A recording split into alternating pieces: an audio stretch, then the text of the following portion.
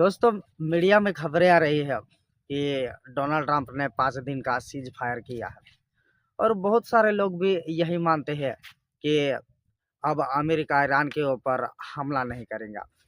लेकिन ये पूरा सच नहीं है दोस्तों। जो आप सोच रहे होंगे या फिर मीडिया में जो बता रहा है कि ऐसा कुछ भी नहीं है। बस 5 दिन का डोनाल्ड ट्रंप ने डिले किया है। आप जानते होंगे दोस्तों, डोनाल्ड ट्रंप ने धमकी दी थी ईरान को कि अगर आप स्ट्रेट ऑफ हॉर्मुज को ओपन नहीं करते हैं तो फिर हम आपके पावर प्लांट्स और एनर्जी इंफ्रास्ट्रक्चर को तबाह कर देंगे, नेस्तो नाबूद कर देंगे। और वही 48 घंटे का अल्टीमेटम दिया था डोनाल्ड ट्रंप ने, अगर आप ये सब चीज़ें अपन कर दो नहीं तो हम सब उड़ा देंगे। तो उसी को लेकर जब 48 घंटे पूरे होने जा रहे थे तभी डोनाल्ड ट्रंप ने एक ट्रूथ सोशल पोस्ट किया दोस्तों। और उस पोस्ट में बताया उसने कि हम 5 दिनों की डिले कर रहे हैं, जो हम ईरान के पावर प्लांट्स और एनर्जी इंफ्रास्ट्रक्चर के ऊपर बम मारने वाले थे, तबाह करने वाले थे। बस उसी चीज़ को हम 5 दिनों के लिए डिले कर रहे हैं। और उन्होंने ये बाकायदा बताया है कि ईरान के साथ हमारी बहुत अच्छी चर्चा हो रही है और इसलिए फ़िलहाल ये 5 दिनों के लिए डिले किया जा रहा है। उन्होंने ये भी बताया है दोस्तों कि सिर्फ ये चर्चा चल रही है, अगर इस चर्चा से कोई अच्छा रिजल्ट नहीं मिलता है तो फिर हमने जो बोला है वो ईरान में हम करके रहेंगे। लेकिन आखिर डोनाल्ड ट्रंप ऐसा क्यों कर रहा है दोस्तों? क्या आपने कभी सोचा है? मैं 5 दिनों के डीलों के लेकर बोल रहा हूँ दोस्तों। आखिर डोनाल्ड ट्रंप ने 5 दिनों का डिले ही क्यों किया? वो तो बताते हैं कि हम ईरान में ये कर दें, वो कर देंगे। तो क्या डोनाल्ड ट्रंप डर गया है दोस्तों? या फिर ये पूरी दुनिया की ही प्रेशर है जो डोनाल्ड ट्रंप ऐसा करने पर मजबूर हुए हैं? आखिर क्यों, हम इस वीडियो में बताएंगे दोस्तों। तब तक आप वीडियो को लाइक कर दीजिएगा और चैनल को सब्सक्राइब कर दीजिएगा। धन्यवाद दोस्तों। तो बात ये है कि डोनाल्ड ट्रंप आखिर क्यों कर रहे हैं? शायद आपको पता होगा दोस्तों, 2-4 दिन पहले एक खबर आती है ईरान की तरफ से कि ईरान ने F-35 को मारकर गिरा दिया है। हालांकि अमेरिका की ओर से ये बताया गया कि हमने सेफली लैंडिंग की है। तो ये दोनों खबरें कहीं ना कहीं ये बताती है कि अमेरिका ने सेफली लैंडिंग का बताया और उन्होंने ये भी एक्सेप्ट किया कि अब 35 जो विमान ईरान मारने का दावा कर रहा है वो उस प्लानिंग में शामिल था जहां पर एयर स्ट्राइक हो रही थी। और उसी को F-35 को ईरानी एयर डिफेंस ने मार गिराया। और फिर कुछ दिन, 1-2 दिन बाद ये खबर आती है कि ईरान ने और एक F-15 को मारकर गिरा दिया है। शायद आपको पता होगा दोस्तों, ये F-35 और F-15 ऐसे एडवांस्ड फाइटर जेट है जो कभी भी रडार में नहीं आते हैं। और ये रडार में नहीं आते हैं, इस वजह फिर इनको मारना बहुत ही मुश्किल हो जाता है।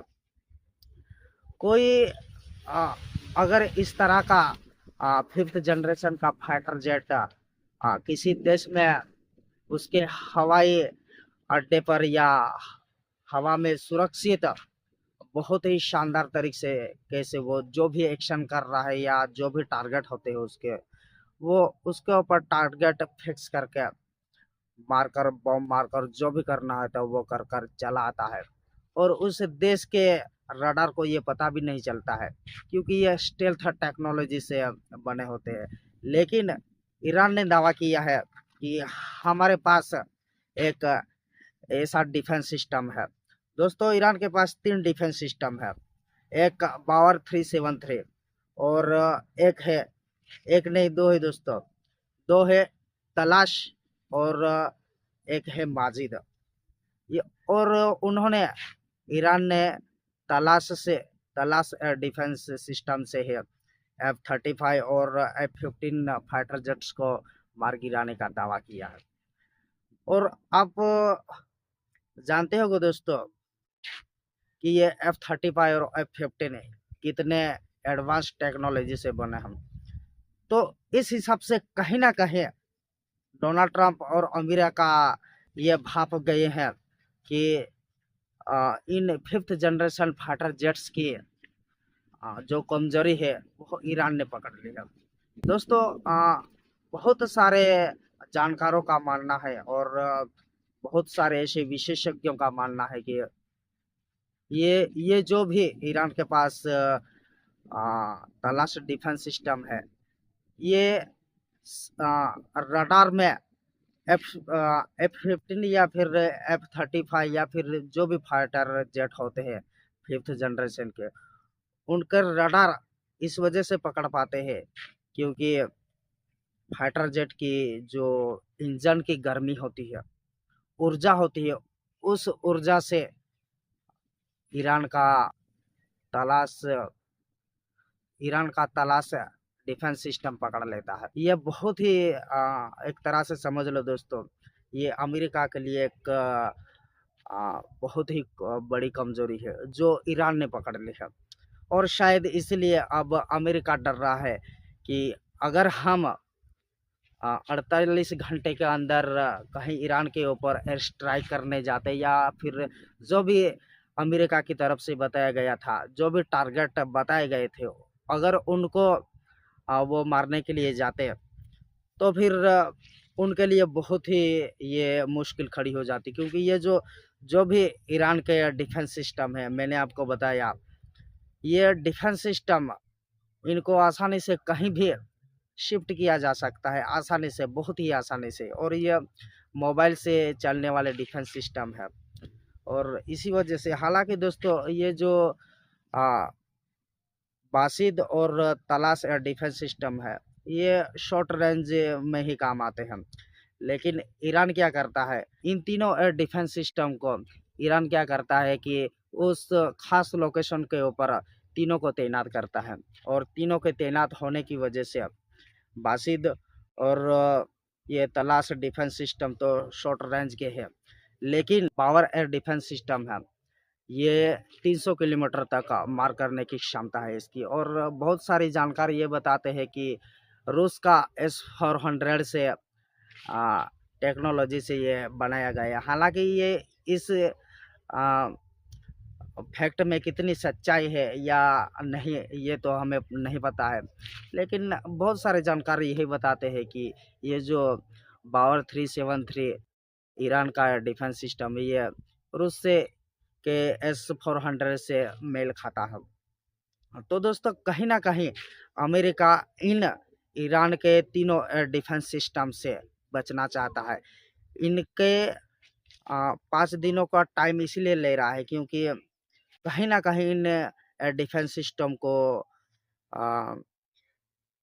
ये मात देना चाहते हैं और उन एयर डिफेंस सिस्टम की भी कमजोरी ढूंढना चाहते हैं।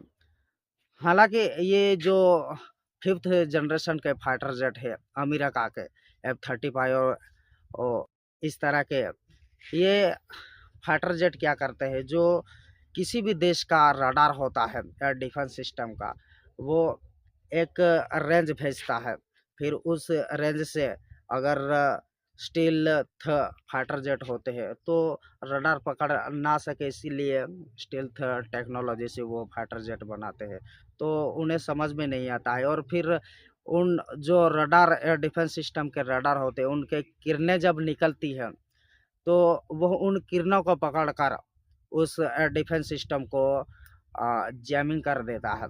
लेकिन ये ईरान का जो तलाश एयर डिफेंस सिस्टम है, इसने 2-2 फाइटर जेटों को मार गिराया है।